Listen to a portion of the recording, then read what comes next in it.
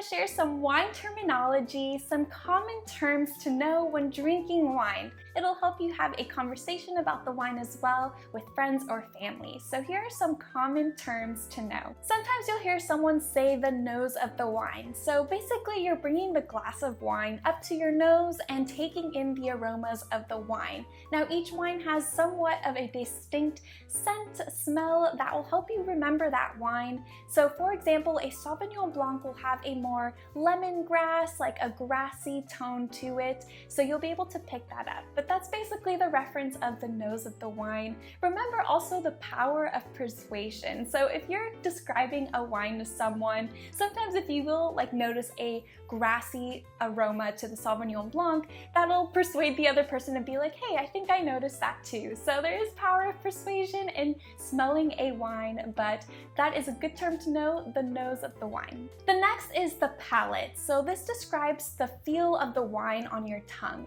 So for example, a Chardonnay has a very silky, buttery taste to it. So when you drink a sip of Chardonnay, you'll notice right away the silkiness on your tongue. Another term that's common in the wine world is describing the body of the wine. So usually the body is the reference to the weight of the wine. For the weight of the wine, you'll notice the lusciousness of it, the viscosity, the thickness of the wine. For example, when you take skim milk versus whole milk, a skim milk is much thinner, where a whole milk is much creamier. You'll notice the difference in the weight of either one. Another common wine term is the legs of the wine. So when in reference to the legs of a wine, it means that you see the wine dripping down the glass. So when you do a little swirl of the wine that sticks will be trickling down the side of the glass. This usually happens because of the viscosity of the wine that you're drinking. So kind of like a Cabernet Sauvignon, you'll see those streaks on the glass. This also has to do with the richness of the wine. So the richer the wine, the more you'll notice those streaks,